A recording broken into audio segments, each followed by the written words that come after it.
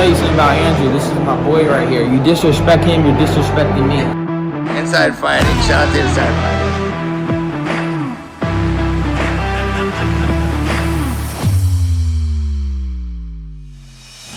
We're back. It is the Fight Season Podcast. It is me, Jesse Roth, Inside Fighting, joined once again by Timmy Shoes MMA, Timothy James. What's up, brother? How you doing? I'm doing well. Glad to be back. Yeah, how's Brazil? How's life? I know it's a little late. It's nighttime here in LA, so I know that it's after midnight for you. Yeah, it's already tomorrow. I'm living in the future. You know how us Brazilians do. So yeah, it's absolutely. Good, though. Yeah.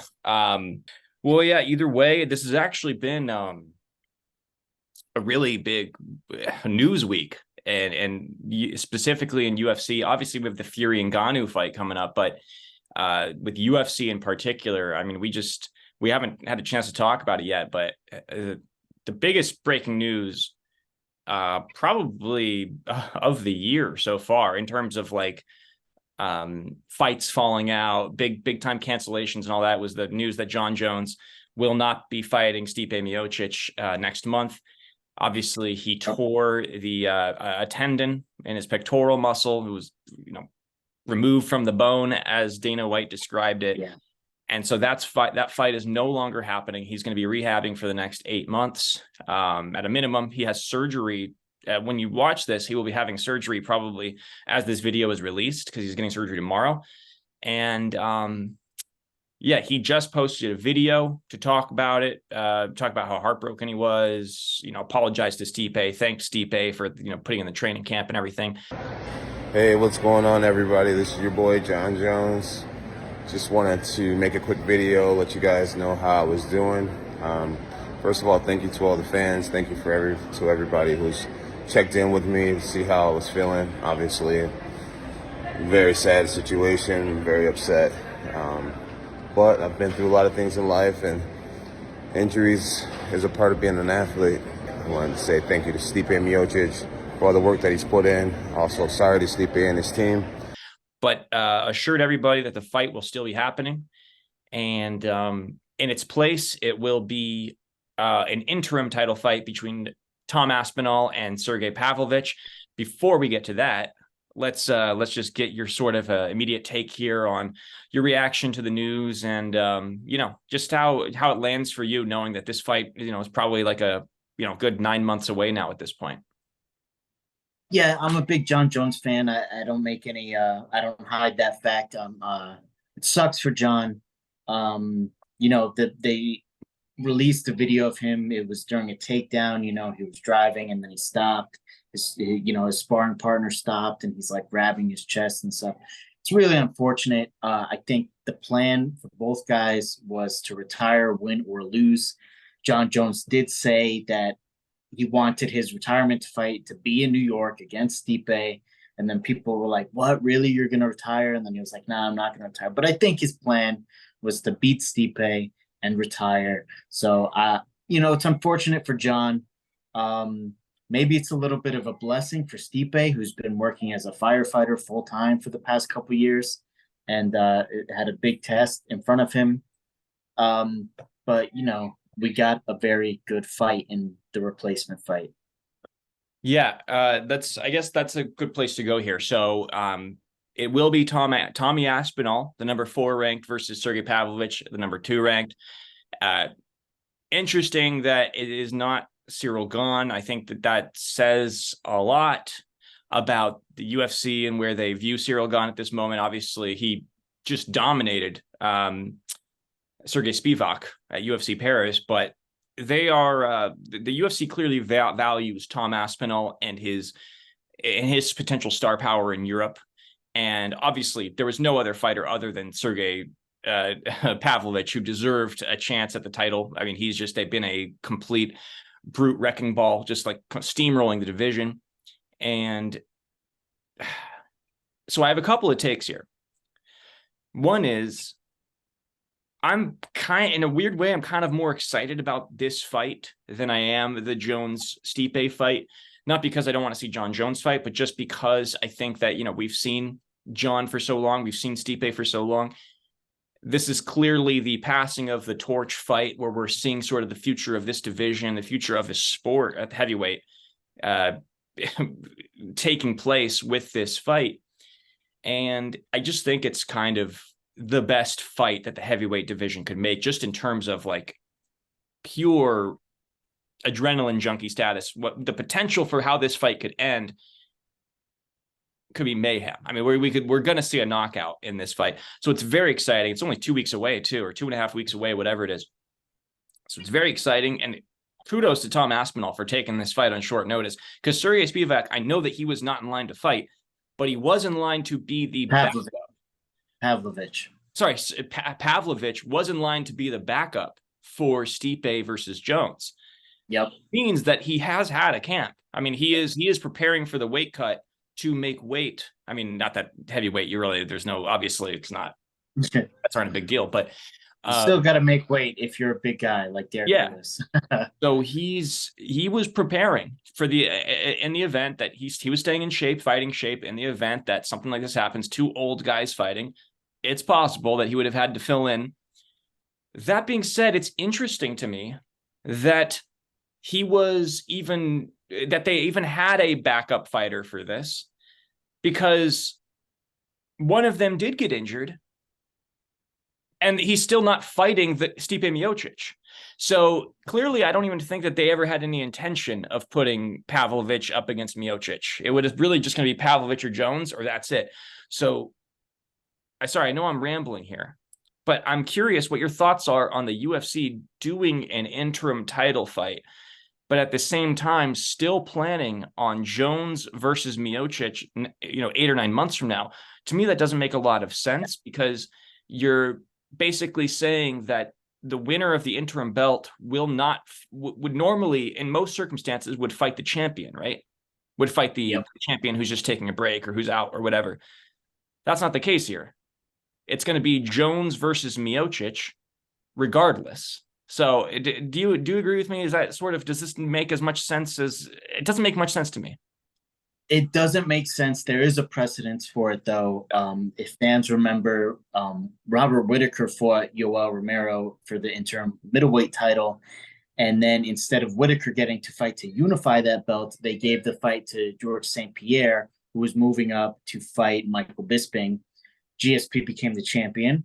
Then he promptly retired, and they just upgraded Whittaker to undisputed champion. I think that is probably the plan here. I will say this is an amazing fight. Pavlovich versus Aspinall, two young heavyweights who have 100% finish rates. Both guys have only ever lost in the UFC once. Tom Aspinall's loss wasn't even really a loss. His knee blew out in the first 15 seconds.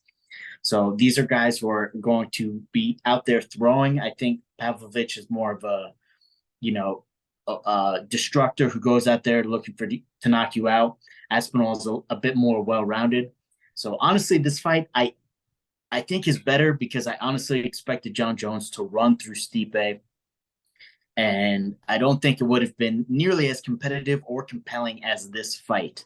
So I think the plan is, because Stipe and Jones both wanted to retire after this fight, regardless of the outcome, I think the plan is we're going to keep that in place. And after that fight happens, they both retire. The winner of Aspinall versus Pavlovich is just going to get upgraded. Same thing that happened to Robert Whittaker back in the day. And I will say that it's not unusual for the backup fighter to not actually be the backup fighter, because we just saw it happen to Mateusz Gamrot. Right. I was thinking that too. Yeah. He was supposed to be the backup for Islam versus Islam versus Oliveira. Oliveira has to pull out due to injury, and Gamrot wasn't even considered.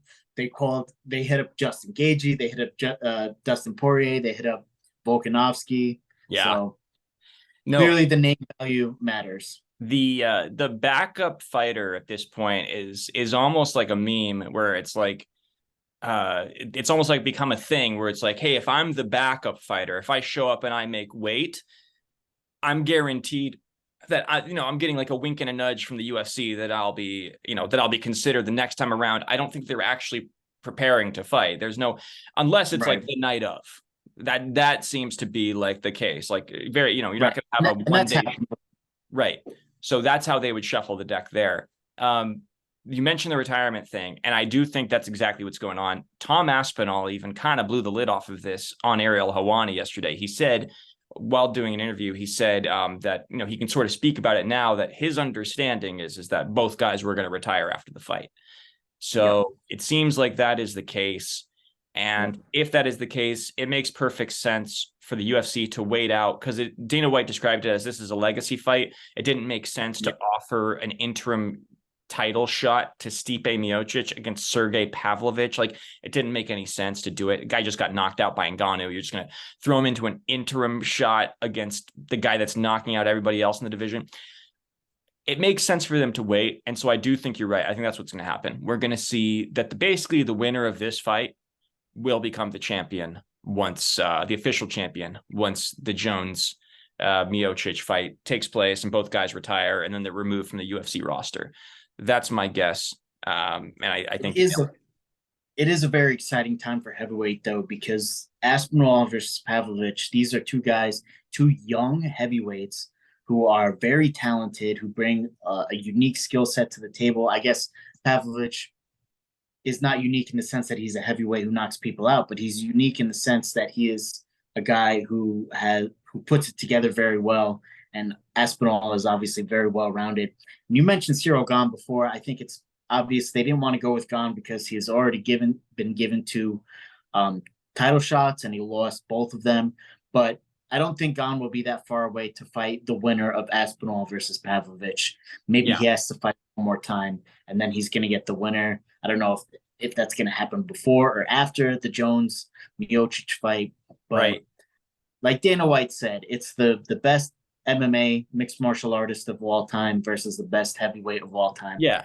Personally, Stipe is not my number one heavyweight. That's still Fedor Emelianenko, but I don't blame Uncle Dana for putting Stipe ahead of him because he's UFC Fedor never fought in the UFC. Yeah. Well, that being said about Gane, I don't think Gane is quite at the Max Holloway stage of being the number one contender of the heavyweight division, where like he fought, because he only fought for the title twice, but it's like, right.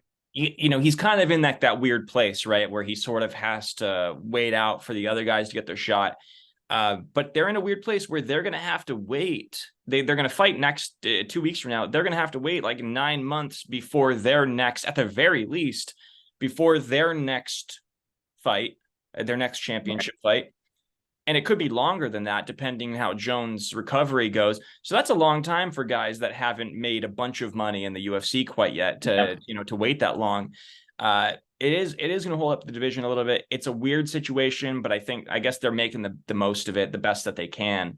But yeah, you just got to wonder, like, hey, it isn't title and I can't fight for like 10 months just to wait for this fight to happen. It's a little unfortunate. It isn't unusual for heavyweights to fight less, right? A lot of heavyweights only fight once a year. Twice a year is a lot for a heavyweight. It's not like in some of the smaller divisions you see guys fighting 4 or 5 times a year. It's not as unusual for a heavyweight to only fight, once a year, maybe twice a year. So that's probably why they're a little bit more comfortable doing it this way. Right. Well, either way, unfortunate. Sucks for Jones. Sucks for Stipe. I hope that I hope Stipe stays patient in this process. I know Jon. He seems pretty dead set that he's going to come back.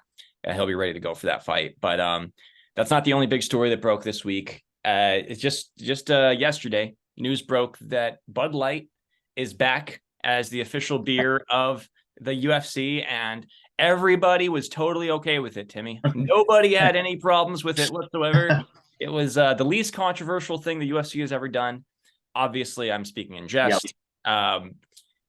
Many of you, in case you're living under a rock over the past 6 or 7 months, Bud Light has been sort of had their feet held to the fire by a certain section of the political space for embracing a trans actress model. Dylan Mulvaney is her name. And they embraced her and sort of went woke, as some people like to say, that it was like pro-trans, pro-woke, that they caved into the woke mob, all this stuff. So it became a point of contention for people who started boycotting Bud Light because of it. And There a was lot a of, boycott. Wow. yeah, there was boycott Bud Light, and a lot of For the fans. people who don't know, I actually do live under a rock. Jesse Yeah, had to explain all this to right. me. Well, Yeah. a lot of UFC fans were pretty upset about it, and even I mean, and Dana's. I thought Dana had a like a pretty solid rebuttal of all of it. Dana White at the Power Slap post fight press conference last night said that he sort of shut all of the critics up, but also said that the values of Bud Light are very much aligned with his own values. That because they give money to law enforcement, they give money to farmers, that they're he spun it in a way that I think was very smart on his end, because it really does come down to money. This was a historic deal. I mean, it was $100+ million deal. Just Money talk. yeah. So I think that when you throw that kind of money out there, Bud Light shows that they're serious about sort of like spinning the narrative, changing, completely doing a 180 here. But yeah, just like your thoughts. Are you going to miss Modelo? Are you still drinking Bud Light? Did you ever drink Bud Light? I never drank Bud Light. It's not my cup of tea. Piss water, according to Jorge Masvidal. Piss water. Yeah. But I'm going to miss John Anik with his fun little facts that are sometimes weirdly specific and weirdly like, why is he even talking about this? Like, these two fighters are going through a paternity battle with their ex-wives, brought to you by Modelo. I'm gonna miss that. Yeah. I'm gonna miss that. Or Amanda Nunes, Amanda, it's Amanda's eggs that are inside of her wife. Yeah. So it's not gonna have the same ring when it's Yeah. Amanda's egg, brought to you by Bud Light. But I don't know why anyone's surprised by a big brand, a big corporate brand.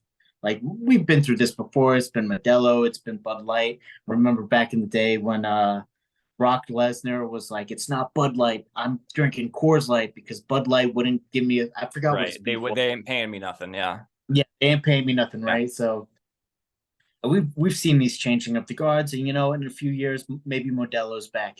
Maybe it's Corona. Maybe it's who knows? Maybe Connor will have his own beer, and it'll be the McGregor draft. Oh, right. he does. Well, he does. He has Forged Forged Stout, which is yeah. I mean, they promote Proper 12. They promote Forged Stout. They promote Prime. Yeah. To me, this is a big nothing burger. People are making a big deal out of this. It's like this is how it always works with corporations and money. Corporations make decisions based on what is better for their bottom line, and they felt like aligning themselves or just being more inclusive, I guess, was the better business strategy. Their data, their data people, their analysts thought that was the right call. From a business perspective, maybe they're just trying to appeal to as many people as possible because they want the broadest amount of people to buy their beer. But honestly, the take we need on this situation was, of course, the man Colby Covington wants to be when he grows up. Yeah, Sean Strickland. Yeah. He have an interesting take? Yeah, he went on, he took to Instagram and he basically said how it reeked of sarcasm. But he said how proud he was of Bud Light for switching up, and how he's gonna quote unquote fix them. I'm gonna help you, Bud Light. I'm gonna fix you guys. We'll show the video now. So guys, I'm on my way to training, and I just found out Bud Light's a new sponsor. And goddamn, I applaud you guys. I am so fucking proud of you guys for doing the right things after that fuck up. You know how I feel about transgenders. I go fucking hard. Just what I do. I'm the biggest advocate of biological females. If I said my views on transgenders, I would get kicked off Instagram. But I could not fucking wait to pick up a big old fucking Bud Light can and fix you, Bud Light, because you guys are doing the right fucking thing. I, Sean Strickland, a representation of the American people, are gonna fix you, Bud Light. Thank you for giving me money. Thank you for supporting my platform. I'm gonna help you guys. If you look at the comment section of his post, he was also basically implying that he's going to go in on Bud Light. Like, they better hope that he does not get that they're going to have their microphone time cut on Sean Strickland at the upcoming middleweight championship press conference, because he will no doubt be making some comments about Bud Light. I don't foresee that this is going to be the end of what he has to say about it. Wouldn't it be funny because the UFC is pretty open about letting their fighters speak their minds, but it would be funny if they pulled him aside and they were like, listen, Sean, you say some wild stuff, but please don't talk bad about Bud Light because they just gave us $100 million. Yeah. So you can talk about trans people, you can talk about gays, you can talk about China, you can talk about blacks, but do not talk about our sponsors. Yeah. No, I don't think any of the fighters, I saw a reporter saying, I love how people are upset about them going with Bud Light, but they're not upset about the fighters not getting a cut of it. So I thought that was, that just goes to show how we're in this sort of political echo space. But either way, hey, whatever. Who cares really at the end of the day? It's just funny that Bud Light made that turnaround, but it also makes perfect sense in the end. So UFC brought to you by Bud Light. Get used to it. Deal with it. I saw people saying they're going to boycott the UFC. The people who say that probably, people weren't watching the UFC anyway. I'm guessing that like 4 months from now, nobody's going to care about this. I can't even imagine a sponsor the UFC bringing on that would make me go, I'm going to boycott the UFC. Right. It has to be some pretty egregious shit. Yeah. I mean, Bud Light definitely not on the list. I can't even think of a company that would be that bad, but I'm sure there's one out there. Let me tell you something about Andrew. This is my boy right here. You disrespect him, you're disrespecting me. Inside fighting, shout out to Inside Fighting.